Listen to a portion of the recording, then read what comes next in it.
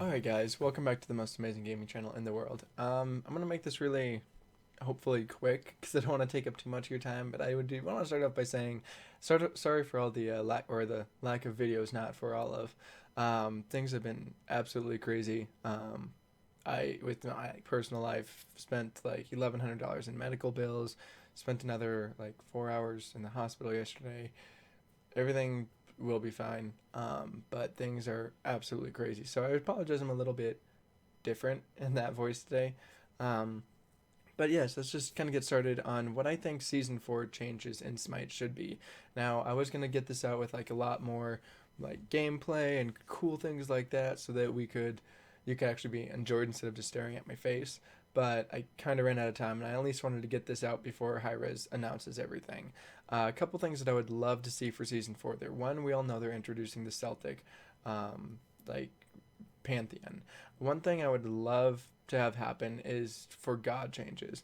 That every god's the same in a sense. As you use mana, you have health. That's what it is. Thanatos is the one unique one which uses health and mana to use his abilities. I think there may be one other god, but off the top of my head, Thanatos is the only one that does that.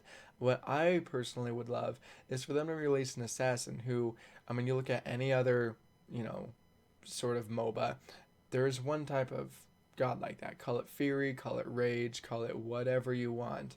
I think it would be awesome if they gave an assassin no mana. And what they did was they used abilities based off of the damage they've done. I think that would be an awesome additive, but they need to do something. Someone with a different, auto attack range. Yes, there's like the tiniest bit.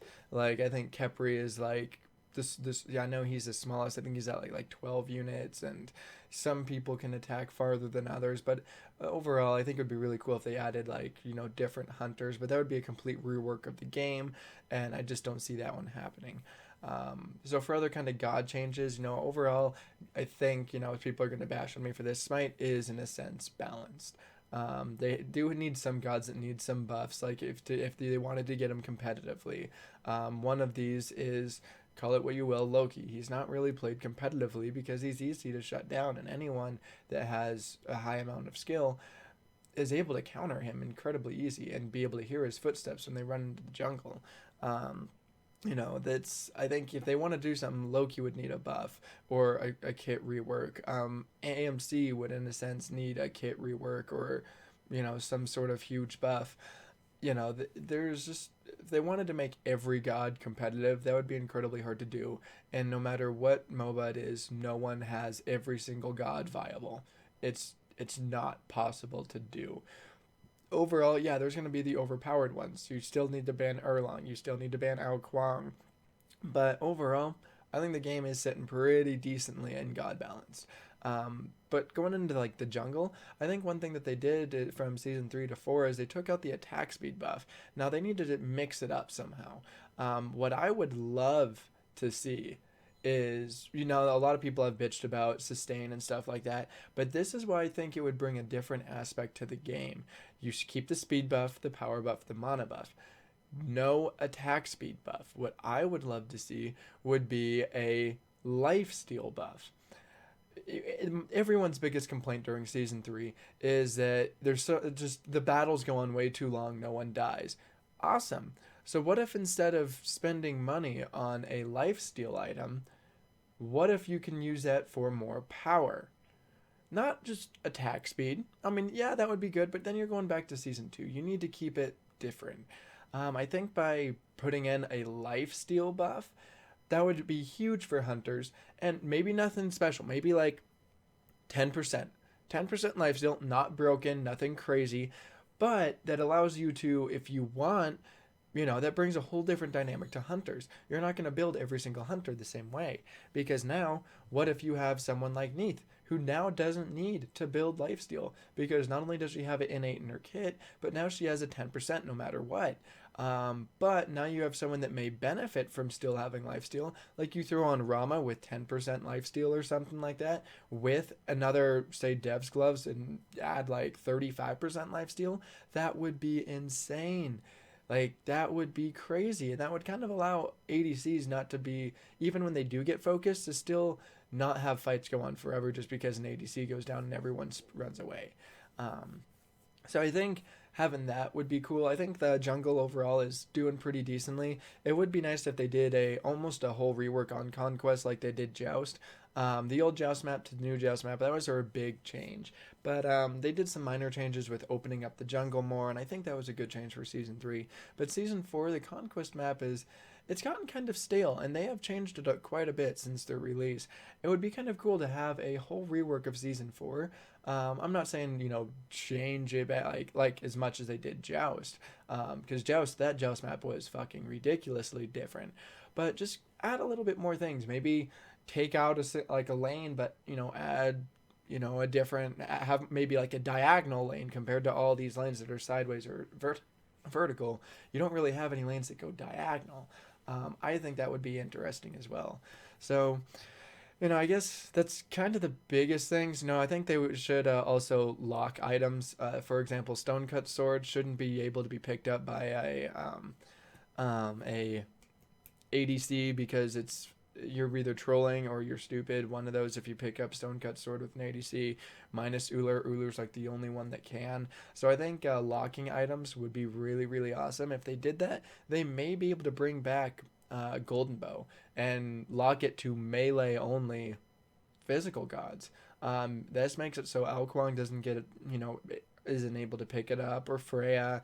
Um, but I think that would be a really cool item. So, or kind of feature to bring on. And I also think that it would be really cool if they got rid of relics. And kind of change it up. See what happens. I'm going to get some shit on this. But change it how Smite does. Or not Smite, but League does. Just maybe to try it out. Now I know I'd probably bitch about this if it happens, but they need to do something with the relics this year. Get rid of the relics. Either make it purchasable, not 1 in 12 because it's stupid. And I mean, yeah, we all got to learn about it, but overall, I like being able to have 2 relics walking out of the fountain if need be. So I think it would be kind of interesting to get that.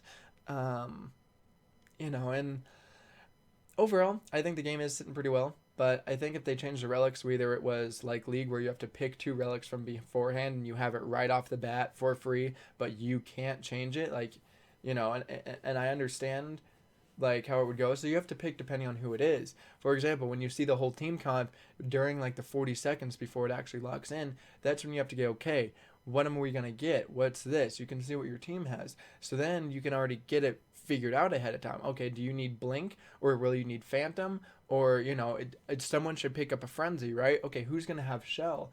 I think maybe doing that would be interesting, and bring at least a different aspect to the relics for the 3rd year, because I think that's the thing that I would really love to see a difference is the relics themselves. So kind of off the top of my head, I didn't want to script any of this out. I wanted it to kind of be true, honest, what I've remembered, what I've thought of. Obviously, I want their servers to get fixed. If you alt tab in any game, I don't care what website you look at. If you could be going to Facebook, Twitter, even Smite game themselves, I get kicked 90% of the time. So I think it's really kind of stupid in that sense.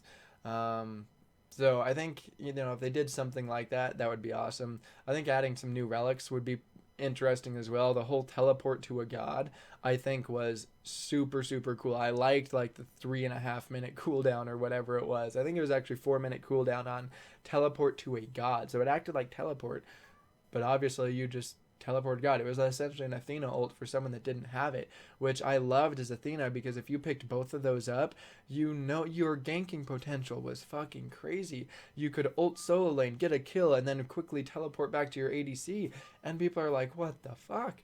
I really would love to see that one come back as well. So I guess to cap, I'd love some actual god changes as far as their like kits themselves. Don't just use mana and health. Change it to use Fury, or someone that just uses health to use it, like kind of like Thanatos, but maybe like not as much. So I think it would be kind of interesting in that aspect. There was also a support idea that I had, was you can only base abilities based off the damage being done around you. Obviously, at the early levels, it wouldn't, less damage would have to be done, because if you set it at 200 damage for this, it's like, great, your ADC needs to land 4 autos before you can use anything. But I think that would bring a true support, and by doing that, you'd have to give him a hell of a lot of basically everything. Give him insane amounts of heals, give him an insane amount of, CC, because the whole thing, and yes, he would be in a sense broken. I would love to see it though, because that would require teamwork. I'm sorry, your support, and give it a 55 unit radius, or maybe 70. So you have a 70 unit radius around you. If the support's not doing his job and in the team fight, he won't be able to cast abilities. And if your team isn't following up with you when you walk in, as soon as you walk in, you're going to get burst down because you have no abilities. I think it would be awesome to have that type of support with like 0 cooldown, but it uses damage being done around you. It would be really, really difficult, and I could see why they wouldn't use it to, to calculate, well, what's the damage being done around you. But overall, I think if they did something like that, it would bring a huge difference to the kit, bring a whole new way to play. And with it, maybe you have like, it does, like you have a one ability that says it'll it'll stun for 2 seconds, cripple for a second after, does like 150 damage and heals everyone around you for that damage. Yeah, that would be really fucking broken. But if you need to do 300 damage, or at the late game, say that's a 700 damage ability. Okay, well that's awesome, but how often are you going to be able to do that again? Like, it would be really difficult, but I think that would be an awesome kind of support kit, is based it around the damage being done around you, compared to here's mana, here's life, okay, yada yada. So I think that would be the kind of cool if they went in that direction as well. So anyways, guys, thank you so much for watching. I guess basically jungle changes would be awesome. Add a new buff for ADCs. Quit adding defensive items because the fights go on way too long and no one really dies that quick. And then relic changes would be awesome. All that fun stuff. So until the next time, guys, thank you so much. And until the next time, have yourself a fucking amazing life.